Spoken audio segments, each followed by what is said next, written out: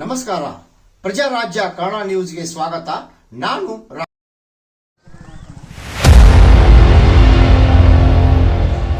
ಹುಕ್ಕೇರಿ ತಹಶೀಲ್ದಾರ್ ಕಚೇರಿ ಮೇಲೆ ಲೋಕಾಯುಕ್ತರ ದಿಢೀರ್ ಅನಿರೀಕ್ಷಿತ ದಾಳಿ, ದಾಖಲೆ ಕಡಿತಗಳ ಪರಿಶೀಲನೆ.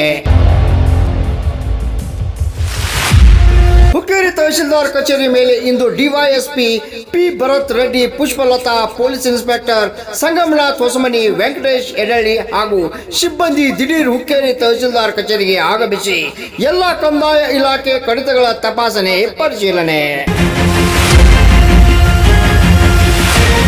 ಡಿವೈಎಸ್ಪಿ, ಪೊಲೀಸ್ ಇನ್ಸ್ಪೆಕ್ಟರ್ ಸಿಬ್ಬಂದಿಗಳು ಏಕಕಾಲಕ್ಕೆ ಶೋಧ ನಡೆಸುತ್ತಿದ್ದು ಕುತೂಹಲಕಾರಿಯಾಗಿದೆ.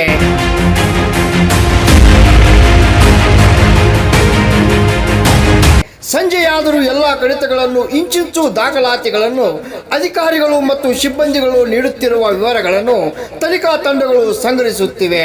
ರಾಮಗೌಡ ಪಾಟೀಲ್, ಪ್ರಜಾರಾಜ್ಯ ಕನ್ನಡ ನ್ಯೂಸ್, ಹುಕ್ಕೇರಿ.